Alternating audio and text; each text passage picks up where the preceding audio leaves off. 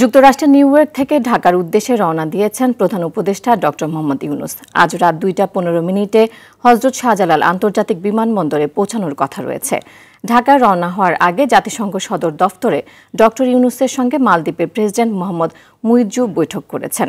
এ সময় দুই নেতা বাণিজ্য, বিনিয়োগ, পর্যটন, সার্ক সক্রিয়করণ, জলবায়ু পরিবর্তনে গবেষণা সহযোগিতা এবং জনগণের মধ্যে সম্পর্ক সম্প্রসারণের উপায় নিয়ে আলোচনা করেন। ডক্টর ইউনূস বলেন, মালদ্বীপের সঙ্গে ঘনিষ্ঠ সম্পর্ক চায় বাংলাদেশ।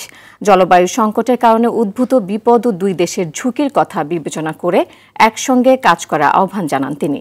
মালদ্বীপের প্রেসিডেন্ট তার দেশের নির্মাণ ও পর্যটন খাতে বাংলাদেশের শ্রমিকদের ভূমিকার প্রশংসা করেন।